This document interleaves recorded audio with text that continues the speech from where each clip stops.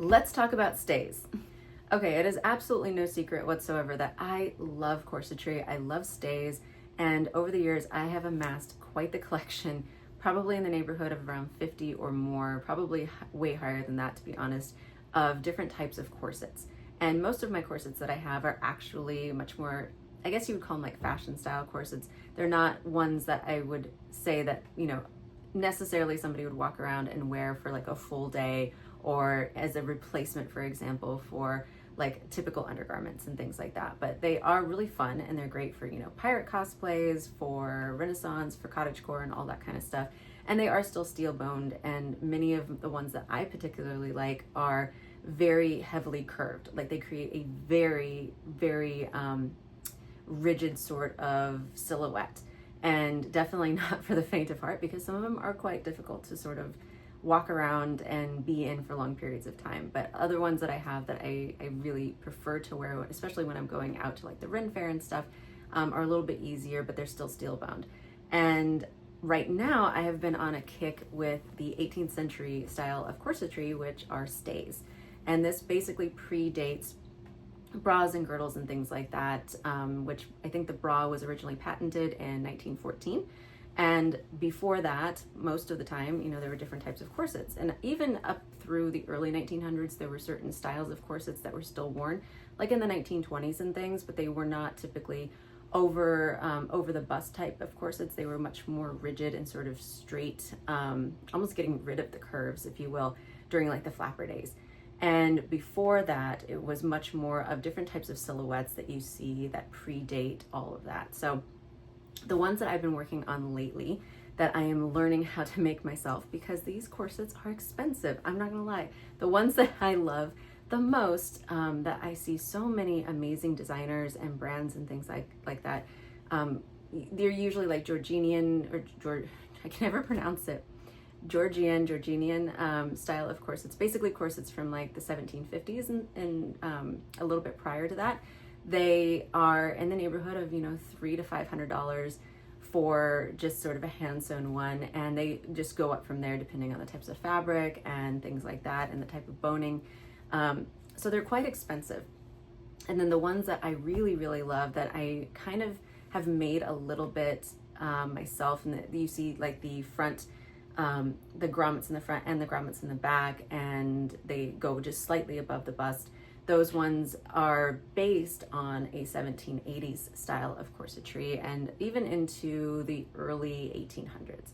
But I don't wear them very often, and I really want to start wearing more corsets and more stays more often, and I want them to be a little bit more authentic. Because essentially up to this point, I've been using some really basic kind of almost beginner style patterns, and now that I'm getting much more comfortable and understanding the construction and the process of how to create a corset and how to get the different types of silhouettes, I'm starting to play a lot more with the more advanced style of patterns. Right now I'm working with some patterns from Red Threaded, which is an amazing pattern company, and you probably, if you're into Renaissance and corsetry of any kind, I'm sure you've probably seen that name pop up. I recently did this one, which is the 1750s style of corsetry. The only differences that I did on this one is I did not include the straps, because I've never had really great luck with straps, and I much prefer straps that are entirely removable. And so when I make a lot of my corsets, I tend to leave the straps off completely, and that way it gives me the option later on to add them if I want to, because it's really just a couple of grommet holes and making the straps themselves. And I like having options. I like being able to change things out. So this here that I wore in a recent video, which I'll show here with my giant rose, this one here, which you can see, this is the actual mock-up. It started out as a mock-up, and it was coming out so good that I was like, you know what, I'm just gonna go ahead and finish it off and see what happens. And I'm really glad that I did, because it came out better than I anticipated. I did screw up on a couple of parts. For example, on the portion that reinforces the stomach, I accidentally used my iron-on cotton interfacing on the inside instead of sandwiching it between the lining and the canvas. So I did screw up on that, but it is nothing that I can't fix in the next round when I make my next corset. The other thing that I did was, this was originally a size small pattern, and as I was making it, I was pinning it to my mannequin, I realized that it was definitely a little bit too big for my size. So I did take it in quite a bit at the seams.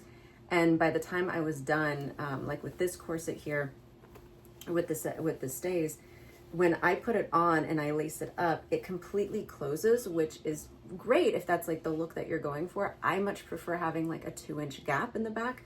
So for the next round, I know that based on this one, which I've already taken in quite a bit, I think I need to start with the extra small version of the pattern and then take it in by maybe 1/8 of an inch at each seam, which will give me a 2-inch gap at the back, because right now I think this is closer to the size extra small that it naturally came with by the time everything was said and done. So I'm gonna definitely be doing that. I'm gonna make a few more alterations like on the front. I like the point, but I feel like I want it more of an angle and more of a dramatic point in the front. So for the next one, I'm going to be doing that, and I'm probably going to save, I haven't decided yet. There's another red threaded pattern that I'm dying to start working on, and I know that the pattern itself is very, very similar. So I'm going to be matching the pattern that I've altered from the 1750s stays to the 1780s stays and see just how similar they actually are, because I might be able to make the same alterations on this one that I did and that I'm planning to do for the next iteration of the for the 1750 stays. The other thing that I'm going to be doing is, I really like the height that is on the back. I actually kind of like it being a little bit higher in the back. I don't know why. I know a lot of people tend to cut this portion down from what I've seen. For me, I actually kind of like it being up this high. I don't like the ends on the back though. Like these particular, I guess, tails, I don't know what to call them, flaps, tails, petals, these things here. I don't like how long they are. I feel like they are just an absolutely atrocious length. And no matter how much ironing I do, because this actually has plastic boning in it, or Ridgeline, basically synthetic boning, which is still great and it's very bendable, which I really do like. But yeah, no matter how much ironing I do, I can't get this to lay entirely flat. And I do have, you know, a little bit more of a curve in the back, if you will. So this tends to flare, and I don't like that look at all. So I'm going to be cutting this down probably to either match this, or I'm even playing with the idea of completely getting rid of these tabs, because they are a pain. They are a pain. I'm already over sewing these tabs. These tabs, trying to bind them is probably the #1 worst thing in the world that I've ever experienced with sewing. It is the most meticulous, painstaking, and difficult thing I have ever had to do. So as much as I absolutely love this look, I may forego the tabs for the next version of this, and just to see what it would look like. So we'll see when I get there. But yeah, so those are some of the things that I'm going to be changing for the next round of this. And this is made out of 100% cotton canvas on the front and cotton canvas on the inside. And I've also lined all of it, at least I shouldn't say all of it. I lined everything that is the front with a 100% cotton interfacing. So it's nice and sturdy, it's nice and structured, and the boning definitely is good. I did buy steel boning. So I'm going to be trying some of that with the next one, at least I think for the front. And I may do a combination of the boning. We'll see. On to the current project. Right now I'm getting ready to start cutting fabric for the 1780 stays, also by Red Threaded Pattern, using the same pattern that I used before with all the alterations. So I'm going to be making similar alterations for this one once I kind of compare and figure it out. And since I've made quite a few different types of corsets and stays at this point, I kind of have a good idea of where I need to take it in and what it's going to sort of look like. And when I do this mock-up, I'm probably going to do it directly, like with just using pins on my mannequin, rather than going through the whole process of creating a whole nother mock-up, because fabric is expensive right now. And I also, Joann's is no longer, so I can't just run out and go get fabric like I used to. So I'm gonna preserve as much as I can and try to work off of the actual garment that is the final product. So for fabrics, I have a few different ideas and I haven't quite pinned it down yet, but that is next. So this is one, since I have St. Patrick's Day coming up around the corner, I have this really pretty green. The only problem that I can see happening with this one here is because it has lines, it has these vertical lines.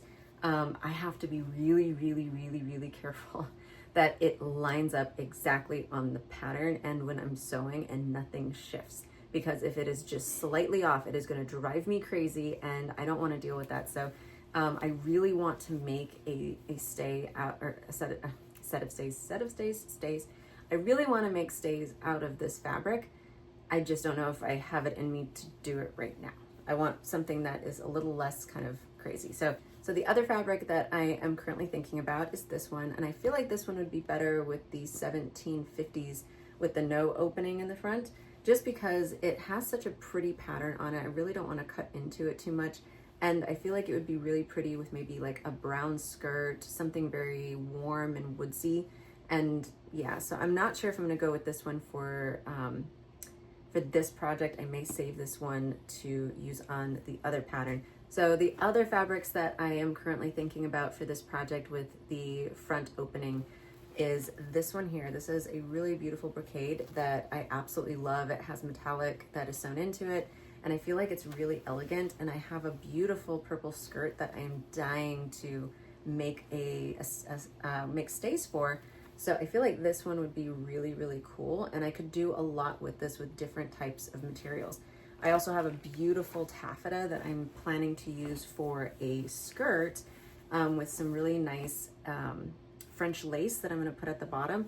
But this is the taffeta that I'm going to be using to make the skirt, and the skirt's going to take me like no time. It's super simple, but I really do like this one. Last fabric that I'm thinking about for this particular project is this one here, which is a really pretty, I believe it's a jacquard, and it's got that really pretty purple in it. So I feel like it would still go with that skirt or with the taffeta that I'm going to be working on as well. So I'm thinking one of these, and I will at some point make it the same corset. Like once I figure out my way through this one, I'm definitely planning on doing the same corset in the taffeta, but I think I'm going to use a different pattern for it, which is a butterwick pattern that is, I think, one of the more historical styles, but it isn't here yet. So when that pattern finally arrives, I definitely plan on using it to do some different taffeta corsets and stays. So that's going to be like a later video, but for now I figured I would take you along on the ride while I work on my first set of the red threaded 1780s style of stays.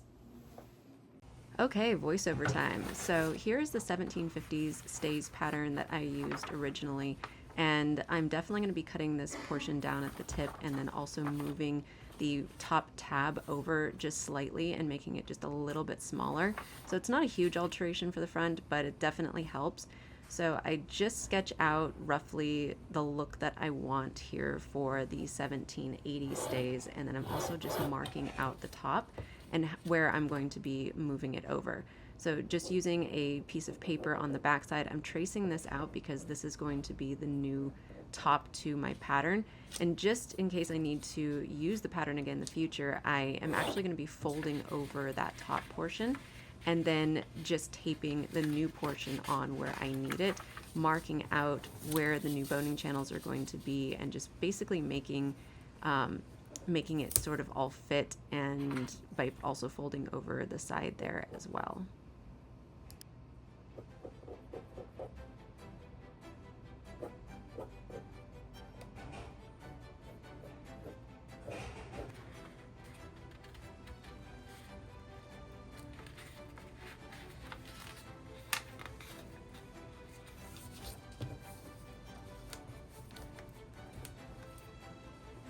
Now, since the original pattern did not have grommets on the back, I'm going to have to make some adjustments here and mark out some points of reference so that I know how to create grommets and create the open back that I want. So knowing that I need a 1-inch margin or 1-inch seam allowance, it's going to fold over and provide additional structure to my grommets. I'm just marking those points out and then also recreating some of the tab work at the very bottom, and then also figuring out where the boning channels need to stop and where they need to be inserted as well.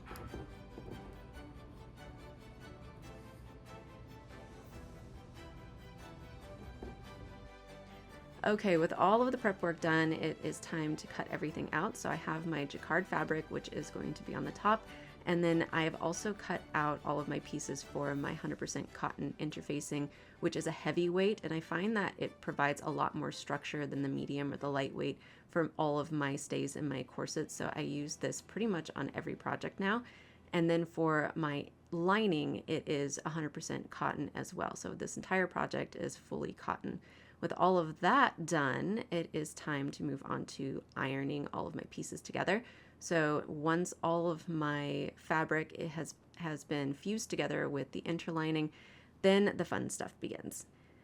To help me better prep the tabs, I just printed out a copy of just the bottom portion of the tabs for the stays themselves and put that on top, and I'm just going to be outlining this, and this makes it so much easier when it comes time to putting down that initial stitch that is going to outline everything for me. And here you can see just how much easier this all looks. It's so much nicer to be able to just stitch around these lines than it is to have to worry about making them myself by hand. So I've got my tabs all stitched using the outline that I did, and this is just going to make it a lot easier for me when it comes time to adding the binding, because with this, the idea is once everything is all sewn together and it's ready for the binding at the bottom, which I think I'm going to use a purple ribbon that I got. That's going to go really nicely with the shine on this. And I actually am going to be stitching the ribbon to the front of this first before I even cut anything out. And it actually makes it a lot easier when it does come time to complete the binding process. And if I screw up, it's a lot easier for me to take it out before I've cut into this. So I'll cut it and then I'll wrap it around and then stitch it to the back, probably by hand this time. The last time I did the mock-up for my black one, it was really difficult for me to do the sewing machine sewing on the back portion of it. So yeah, this is the trickiest part, and I absolutely hate it. I do not know a single person, at least I personally have not met or seen a single person that has said, I love sewing tabs. They are a pain. So yeah, I think stitching it by hand is the way to go. So now I'm going to be stitching a couple of pieces together and then doing all of my boning, like sketching out on here all of my boning channels. And then the fun part, being able to put everything together, and it comes together pretty quick after that.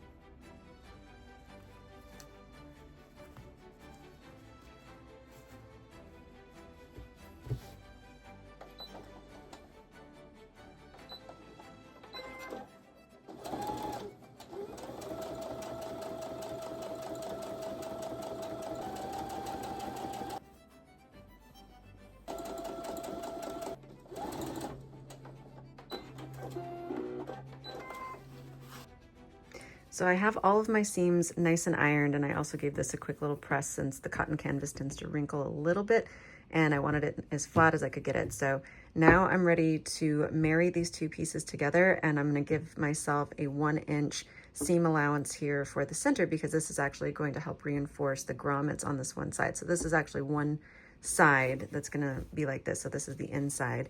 And you might notice I have not yet put my boning channels on here, and I have found for myself, and I don't know if anybody else goes through this if you make corsets and things like that and stays, but for me, I find that sometimes my canvas here, if I draw out all of my boning channels on it before I marry it to this piece, it sometimes, I don't want to say it slips, but it shifts a little bit.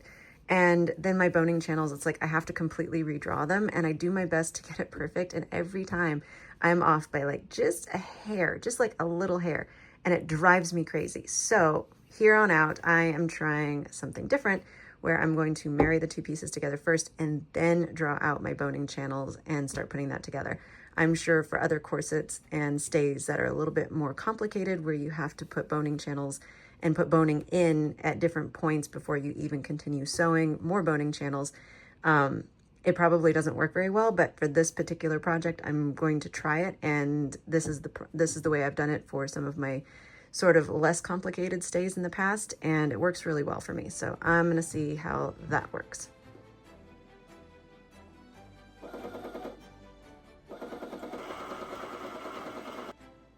So this is where I am veering off the instructions, because the instructions for this particular pattern call for a flat back, so everything is stitched together as one piece for the back. I'm not going to do that. I'm going to be doing grommets on the front and the back because I really like the look of that, and I like the additional ability to sort of make the corset fit me and my body type, and having those extra points really helps for me. So I'm going to be basically doing the exact same thing, marrying these pieces together.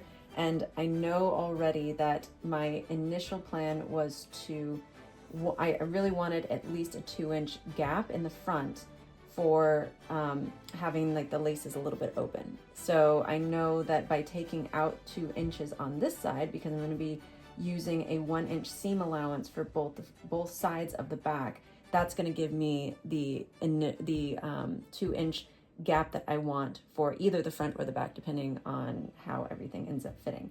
So that should work. This is very theoretical, so we're just going to kind of roll with it.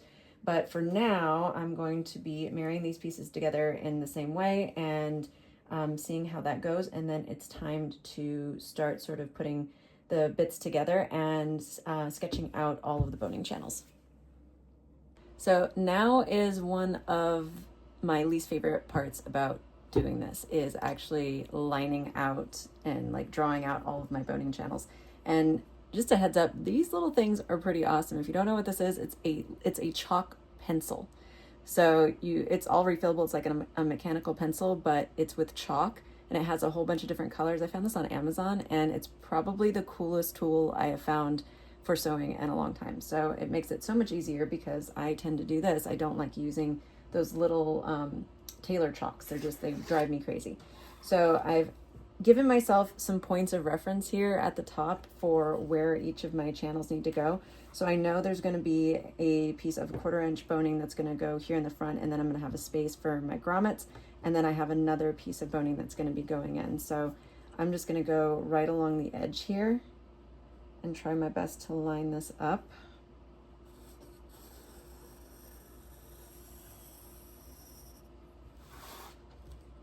And just go all the way down. And yeah, I'm just gonna keep on going, and that will give me all of my points. It gets a little bit tricky when you start having like intersecting bones, but we're just gonna keep on going.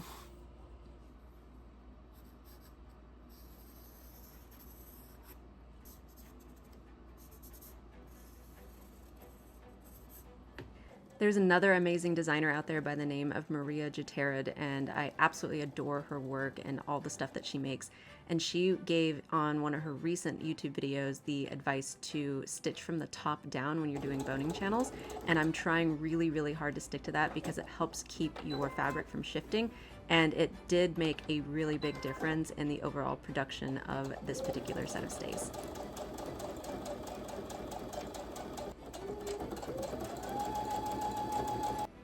I honestly wish I would have counted exactly how many boning channels I ended up sewing for this project. There are a ton, and it is tedious, but it comes out looking so well, and I love the structure. Now it's time to trim off all of the excess threads and any excess pieces of fabric, just to reduce a little bit of the bulk at the seams.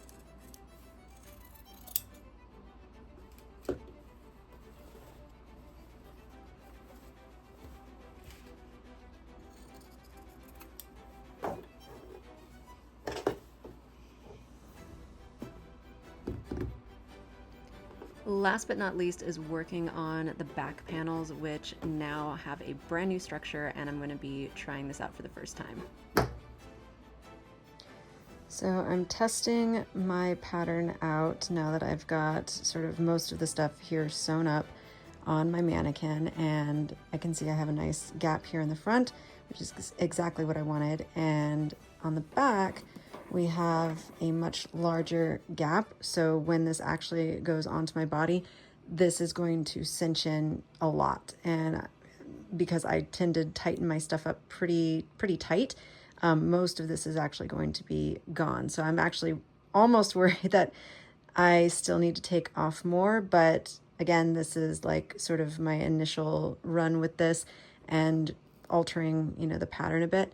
I may take maybe half an inch off at the top because I feel like this is really tall for me.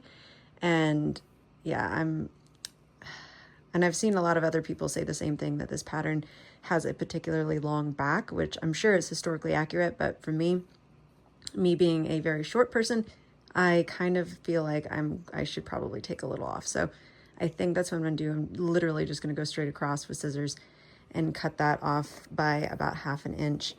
And I still have not sewn the back seam yet because I'm gonna get everything boned and then probably do the back seam at the very last, because I wanna make sure if I need to take it in a little bit more, like maybe by like a quarter inch or something, this is the spot that I can really do it. So yeah, I think it's coming along pretty well, and I'm excited to see what the final look is going to be.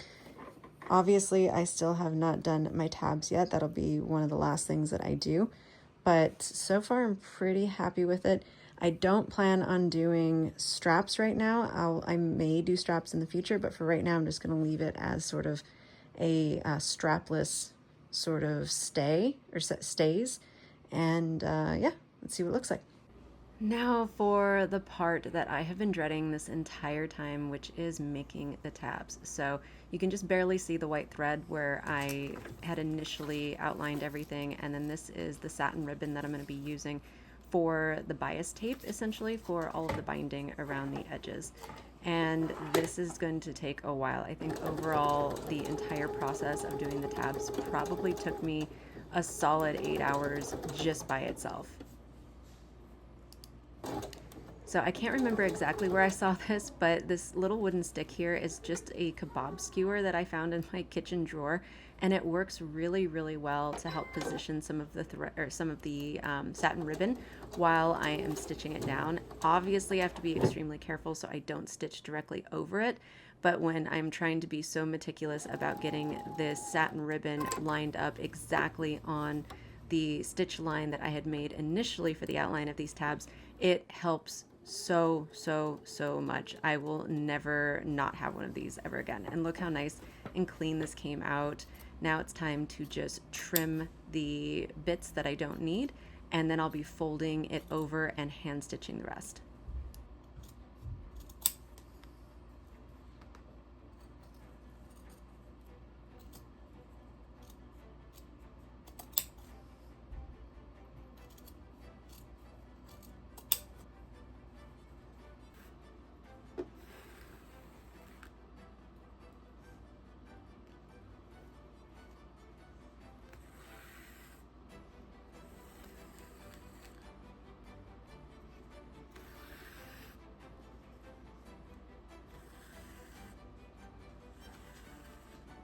With everything now done, I went ahead and added the grommets, did the lacing in the front and the back, did some bunny ear lacing, at least that's what I call it, in the back so I can cinch it in the center, and it's time for the big reveal.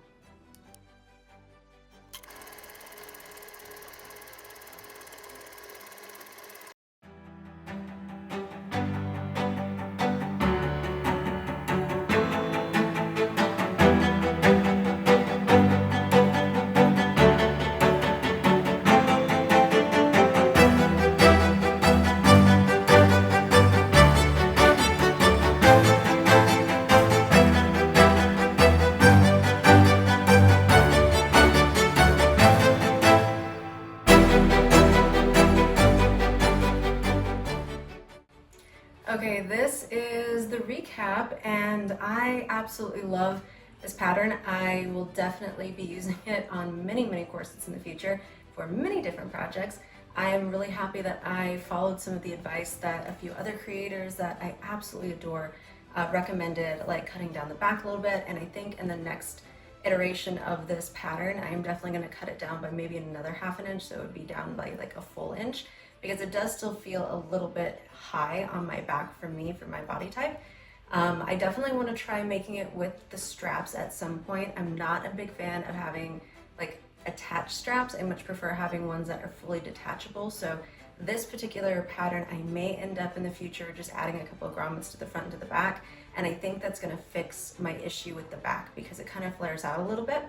And I think if I had straps on it, it would help to pull it forward so it's not going to flare. So I think that's definitely something that I'm going to try in the future. The other thing I may end up changing in the future is actually bringing the top of the bust up a little bit on these stays, only because I feel like it's a little bit low right now, but I'm never going to be wearing the stays out in public without something underneath of it, like a chemise or a shirt or a top of some sort. So I don't think I'm really going to like fuss over that too much, but it just may be something that I try in the future if I have the time and the energy. I'm definitely really happy with the tabs, surprisingly. They were a total pain. I really hate tabs, and I don't know a single seamstress or costume designer or cosplayer that really truly enjoys making tabs on stays. So I may try this pattern. I definitely will try this pattern without the stays in the future because I feel like this would actually be really pretty, like with it just being the stays on its own without the tabs. But I definitely feel like the tabs give a certain level of like authenticity to it, and I do really, really like the style of it. I think the size of these ones are absolutely perfect. They're not too big, they're not too small, they don't look weird. I'm really happy that I cut down the front quite a bit. So before, this front was much more of like almost petal shaped, and I'm really happy that I brought it in more into like a V shape, which is the style that I personally like. I may end up doing an underbust version of this. In fact, I definitely will try doing an underbust version of this because I have some leather that I really want to make like a piratey leather style corset, but I want it to be underbust for the Ren Fair this year. So that's definitely something that I'm going to try, and I think I'm going to use this particular pattern for the boning channels and whatnot, and just sort of the overall shape because it fits really well, basically by just taking the tabs off and then cutting a version of this sort of directly underneath the bust. And it should be pretty simple. In my mind, it seems pretty simple. We'll see how it actually goes in practice. I'm also really happy with the overall fit of this pattern because I did have to take it in a couple of places, and I'm glad that I didn't complete everything all at once. I'm really happy that I tried it on my mannequin. I tried it on kind of just laying it on myself a little bit. I know the traditional way is to make a mock-up, like a complete mock-up where you bone it and everything, and I just don't have the money or the energy to do that. So do as I say, not as I do. Always make your mock-ups if you can, and yeah, I did not do the mock-up in this instance, but I did check everything multiple times along the way. So I feel like that worked pretty well for me, and as sort of a more experienced person that's sewing, I definitely am not an expert. I am not advanced in any which way, shape, or form, but I feel like with patterns like this, it's helping me build those skills to sort of get there. So the overall fit and everything fits me pretty well now that I have done all those alterations. So just for sort of reference, this was an extra small in the pattern itself, and I still had to take it in, and I wanted the 2-inch opening on the back. I didn't quite get the 2-inch opening that I wanted, and I'm not sure if that's because I didn't take it in enough or because I tend to cinch pretty tight anyways. So yeah, I think I'm probably gonna take off maybe a little bit more. And for further reference, I'm a 34 triple D for the bust, and this fits me. So I think that this pattern really lends itself well to multiple types of like bodies and shapes and sizes. So it just sort of depends on your type, and just make sure that you're double checking, triple checking, doing your mock-ups all along the way if you happen to be trying this pattern out for yourself. And I'm pretty happy with Red Threaded. I know it seems to be a highly debated sort of pattern for many people. Like some people really, really love them, and other people are like, oh, there's so many alterations you have to make. I feel like with any pattern out there practically, you're gonna have to make alterations for your body type because the original pattern was not done with your specific body in mind, right? So for me, that's like not a big deal, but I can also understand if you have to do a ton of alterations on something, it just feels like, gosh, you know, this pattern could have been done better. But overall, I'm stoked with it. I'm really happy. I can't wait to make more of these. And yeah, please remember to like, subscribe, share, do all the wonderful things, and let me know if there's a pattern out there that you would like to see me work on next.